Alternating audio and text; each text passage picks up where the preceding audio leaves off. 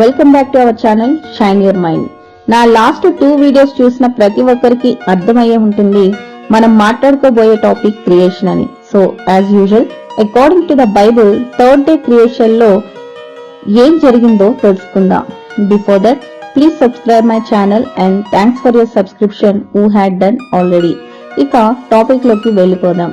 Third day creation గురించిన వివరాలు ఆదికాండం 1వ అధ్యాయం 9 నుంచి 13 వచనాల మధ్యలో ఉంటుంది.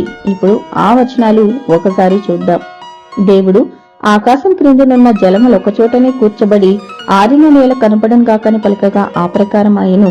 దేవుడు ఆరిన నేలకు భూమి అని పేరు పెట్టెను, జలరాశికి ఆయన సముద్రములని పేరు పెట్టెను. అది మంచిదని దేవుడు చూచెను. ఇప్పుడు ఈ 2 వచనాల గురించి ముందు మనం డిస్కస్ చేసుకుందాం. లాస్ట్ వీడియోలో వాటర్ సెపరేషన్ జరిగి మధ్యలో ఆకాశం ఏర్పడింది, ఆకాశంలో కూడా వాటర్ ఉందని చెప్పుకున్నాం. అది 2వ రోజు జరిగిన ప్రాసెస్. ఈ 3వ రోజు సృష్టిలో దేవుడు ఇప్పుడు ఆకాశం క్రింద జలాల గురించి చెప్తున్నాడు. క్రింద ఉన్న జలం ఒకచోటే కూర్చబడాలి, ఆరిన నేల కనబడాలి అని. ఆ ఆరిన నేలనే దేవుడు భూమి అని పిలిచాడు. ఆ జలరాశికి దేవుడు సముద్రం అని పేరు పెట్టాడు. అందుకే యోబు గ్రంథం 38వ అధ్యాయం 11వ వచనంలో ఇలా రాయబడింది, నీవు ఇంతవరకే గాని మరి దగ్గరకు రాకూడదనియో, ఇక్కడనే నీ తరంగంల పొంగు అనపబడుననియో నేను చెప్పినప్పుడు నీవుంటివా అని. ఒకవేళ ఆ వాటర్ మొత్తం కూడా భూమి మీద స్ప్రెడ్ అయి ఉంటే మనం కూడా సముద్రంలో చేపల్లాగా వాటర్ లోనే ఉండాల్సి వస్తుంది. కాబట్టే ఈ వాటర్ అనేది ఒక చోట నిలిచి ఉండాలి, ఆరిన నేల కనపడాలని దేవుడు పలికాడు. రైట్. అయితే మా సెకండ్ వీడియో చూసిన వాళ్ళకి ఒక డౌట్ రావచ్చు. అదేంటంటే భూమి మొత్తం 70% వాటర్ తో నిండి ఉంది, 30% ల్యాండ్ ఉంది కదా, మరి ఆకాశంలో క్వాసర్ బ్లాక్ హోల్ చుట్టూ తిరుగుతున్న ఆ రిజర్వాయర్ 140 ట్రిలియన్ల రెట్లు ఎక్కువ ఉందంటున్నారు. అంత వాటర్ భూమి మీద ఎలా పడుతుంది అని. కాబట్టి ఫస్ట్ ఈ విషయం గురించి మనం తెలుసుకుందాం. ఈ విషయానికి సంబంధించి బైబిల్లో ఉన్న కొన్ని వచనాలు ఇప్పుడు మనం పరిశీలిద్దాం.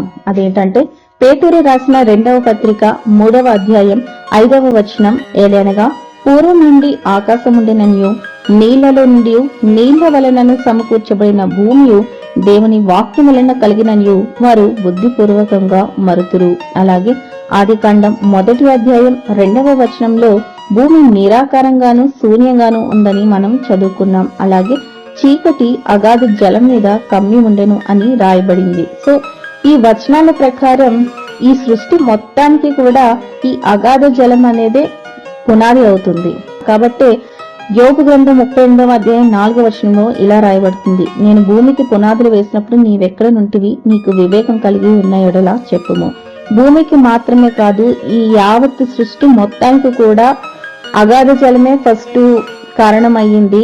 కాస్మిక్ ఇన్ఫ్లేషన్ గురించి మనం ఫస్ట్ వీడియోలో చెప్పుకున్నాం. కాస్మిక్ ఇన్ఫ్లేషన్ అంటే గాలి లేదా ద్రవంతో ఉబ్బి ఉండటాన్ని మనం మాట్లాడుకున్నాం. దాని నుంచి విడుదలైన ఆ రేడియేషన్ నుంచి ఈ సృష్టి మొత్తం ఏర్పడిందని చెప్పాను కదా. కాబట్టి ఈ సృష్టి మొత్తానికి కూడా కాస్మిక్ ఇన్ఫ్లేషన్ అనేది పునాది అవుతుంది. ఆ జలమే పునాది అవుతుంది. అందుకే ఇక్కడ ఇలా రాయబడుతుంది, నీళ్లలో నుండి నీళ్ల వలన కలిగిన భూమి అని పేతురు రాసిన పత్రికలో చెప్పబడుతుంది. సో నేను రిఫరెన్స్ పర్పస్ కోసం మాత్రమే భూమి మీద ఉన్న ఆ ఓషన్ పిక్ ని ఎగ్జాంపుల్ గా తీసుకున్నాను తప్ప ఎక్కడ కూడా ఆ వీడియోలో నేను భూమి మీద ఉన్న ఉపరితల జలంతో అంతర్గత జలం కలిసింది వాటర్ సెపరేషన్ జరిగిందని నేను మెన్షన్ చేయలేదు. ఓకే, ఇక సెకండ్ డే ఆకాశం, థర్డ్ డే భూమి ఏర్పడ్డాయి అని మీరు ఇప్పుడు తెలుసుకున్నారు. అలాగే ఆకాశం క్రింద మిగిలిపోయిన ఈ వాటర్ ని సముద్రాన్ని మనం పిలుస్తున్నాం. కానీ ఆకాశం పైన ఉన్న క్వాసర్ బ్లాక్ హోల్ చుట్టూ ఉన్న ఆ జలాన్ని వాటర్ రిజర్వాయర్ అని పిలవడానికి కారణం ఏంటో తెలుసా? ఏం లేదు, కేవలం అది water vapour and ice state లో ఉండడమే. అయితే 2వ రోజు ఆకాశం, 3వ రోజు భూమి మాత్రమే ఏర్పడ్డాయి అని అనుకుంటే అది భ్రమపడుతున్నట్టే.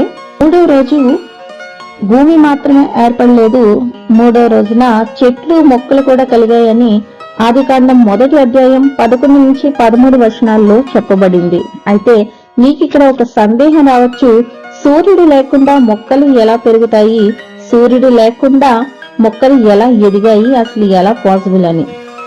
అయితే బిగ్ బ్యాంగ్ థియరీ ప్రకారం మొదటి రోజు వెలుగు కలిగింది సూర్యుడు లేకపోయినా కలిగిందని మనం చెప్పుకున్నాం. కాబట్టి ఆ వెలుగుతో ఒకవేళ ఈ మొక్కలనేవి కిరణజన్య సంయోగ క్రియ జరుపుకొని ఎదిగాయని అనుకుంటే మాత్రం మీరు పొరపాటుపడినట్లే. కాబట్టి దాని గురించిన వివరాలు నేను నెక్స్ట్ వీడియోలో చెప్తాను. అంతేకాదు according to the science big bang theory ప్రకారం భూమి కంటే ముందు సూర్యుడే ఉన్నాడని చెప్తుంది. కానీ బైబిల్ ఏమో సూర్యుడి కంటే భూమి ఉందని రాయబడుతుంది. ఇప్పుడు ఈ కన్ఫ్యూజన్ పోయి క్లారిటీ మనకు రావాలంటే please wait for some time. నా నెక్స్ట్ వీడియోలో నేను అదే చెప్పబోతున్నాను, including with 4th day creation. Thanks for your watching, support, and please share, like and subscribe.